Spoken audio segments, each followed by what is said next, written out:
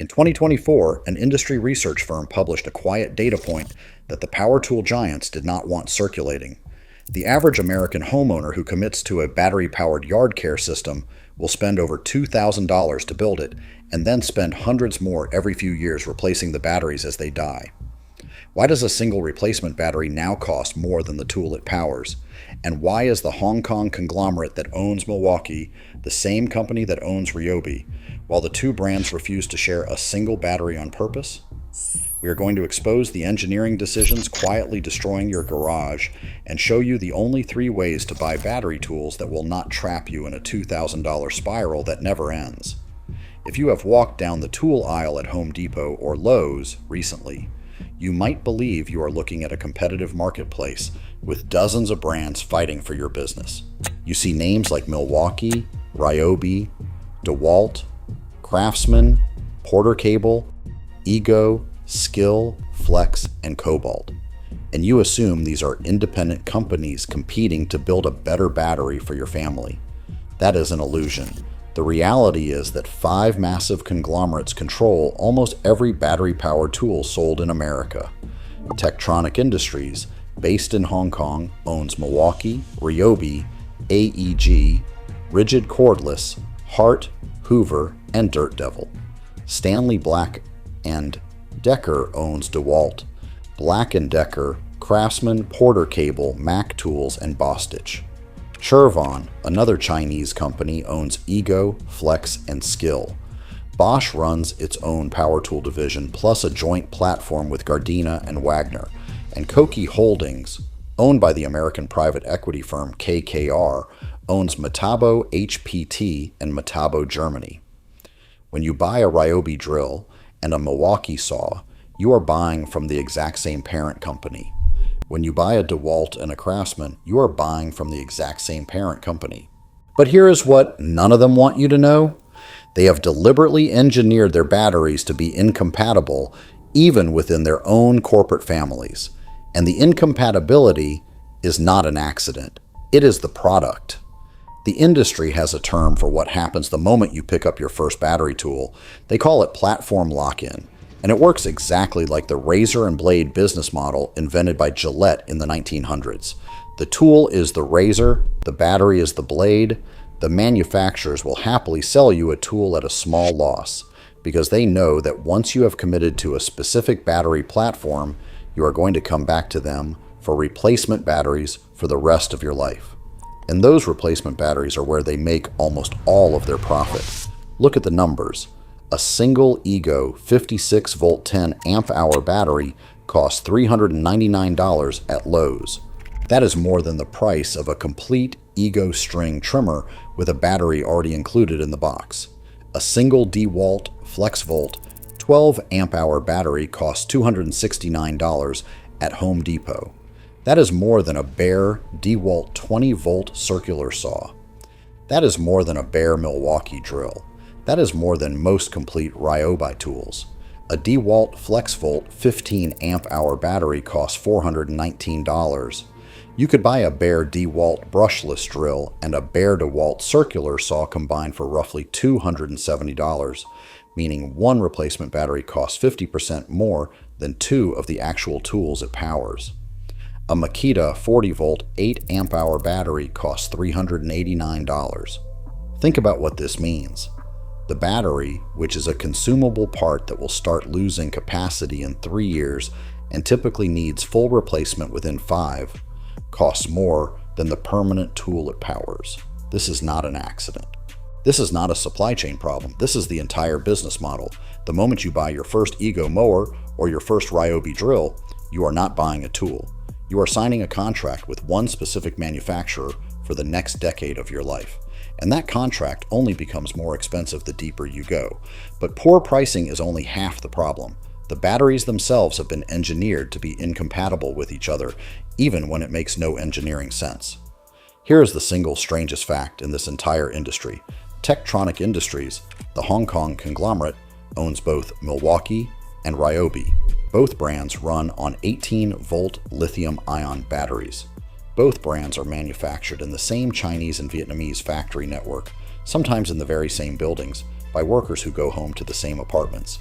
And yet a Milwaukee battery will not fit a Ryobi tool, and a Ryobi battery will not fit a Milwaukee tool. Why? Because Milwaukee uses a 5-terminal interface with 3 data lines for its RedLink communication system, while Ryobi uses a simple 2-terminal interface. Different pin counts, different sliding geometry, different keys cut into the plastic. The incompatibility is not a technical limitation, it is a strategic decision.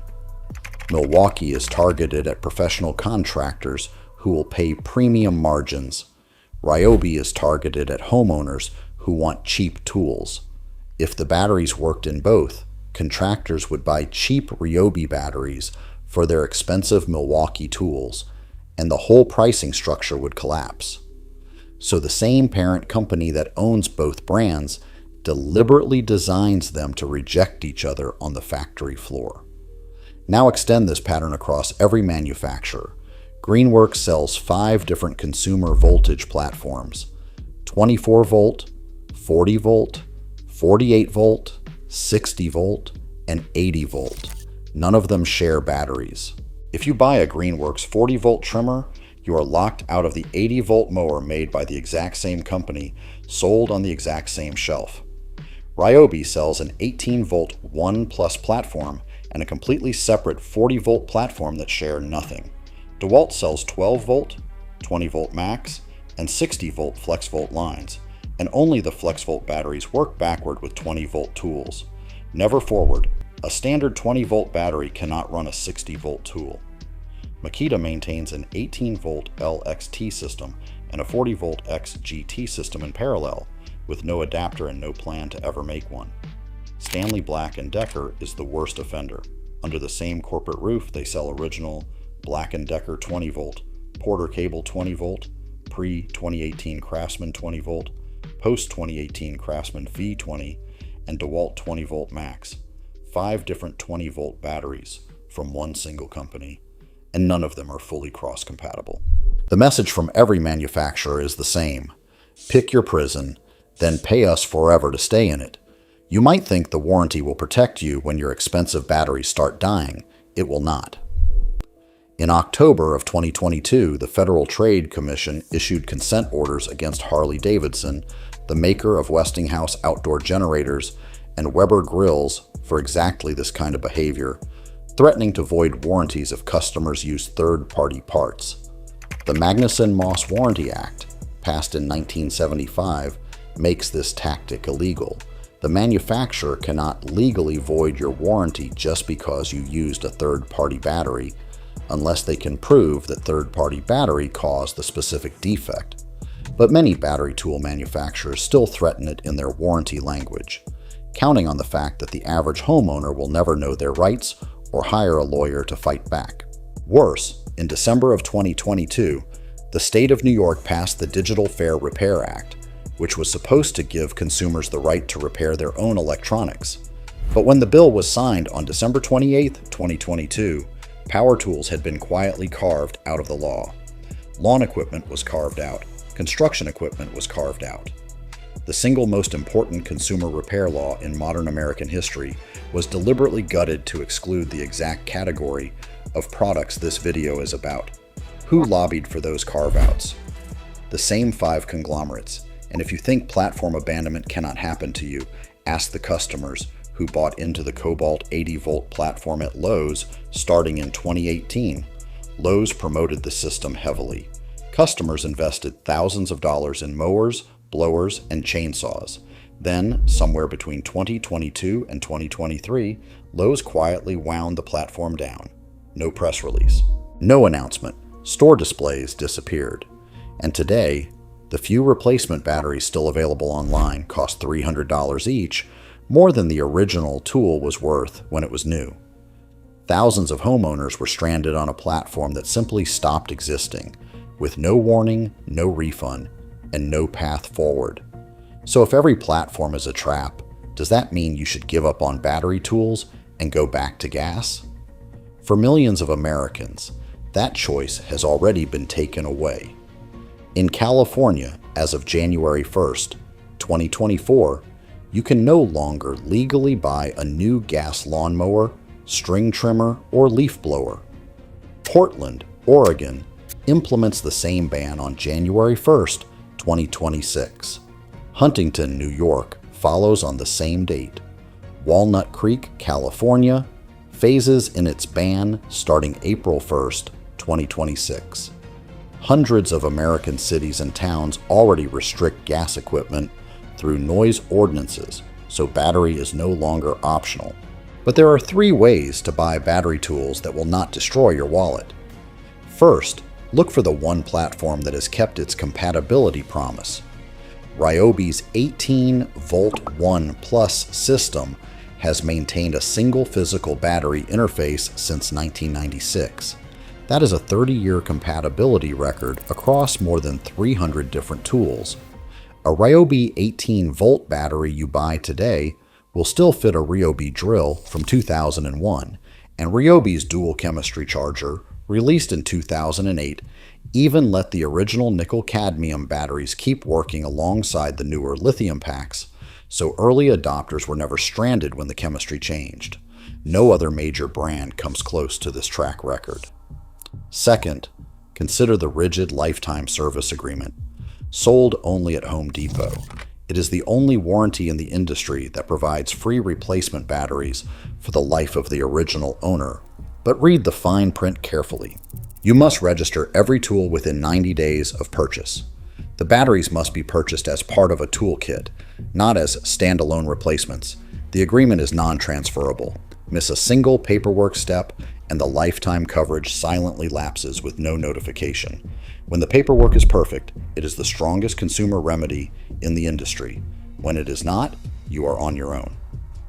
Third, look at the European Cordless Alliance system, led by Metabo Germany, which now has more than 40 member brands sharing one battery platform across more than 400 tools.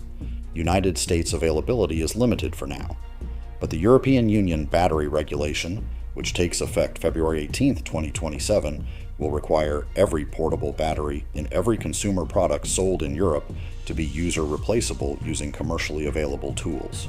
That regulation will almost certainly reshape American product design too, through what analysts call the Brussels effect, because no manufacturer will build 2 separate versions of every tool.